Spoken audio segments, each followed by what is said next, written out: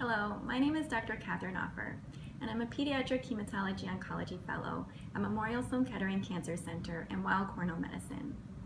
I work in the laboratory of Dr. David Lyden, and with the help of the Pediatric Cancer Research Foundation, I'm studying the role of exosomes in neuroblastoma metastasis to the bone and bone marrow. Neuroblastoma is one of the most common solid tumors seen in children. Unfortunately, the majority of patients have widespread metastatic disease, and we know that this portends a worse prognosis. Two frequent sites of metastasis in neuroblastoma are the bone and bone marrow. What we have yet to fully understand, however, is why neuroblastoma preferentially spreads to these sites of the body, and more importantly, what we can do to prevent it. Our lab has studied metastasis in a variety of different types of cancers. We've identified exosomes as one important way that cancer cells signal over long distances and prepare sites for metastasis. Exosomes are small, membrane-bound packages that contain proteins and genetic material that are released by cancer cells and travel throughout the body to sites where they communicate with cells in the premetastatic niche.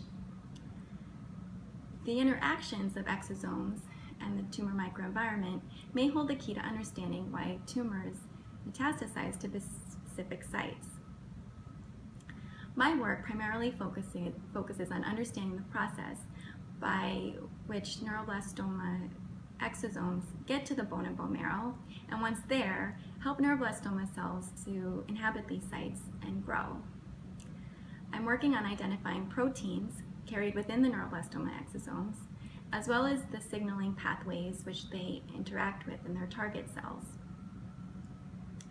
The hope is that through better understanding this process, we can find new ways to interfere with it and potentially prevent metastases from occurring. Exosomes can also be detected in the blood and bodily fluids, and we know that patients with cancer have higher levels of exosomes in their blood than normal. Another focus of my work is analyzing exosomes from the blood and bone marrow of patients with neuroblastoma.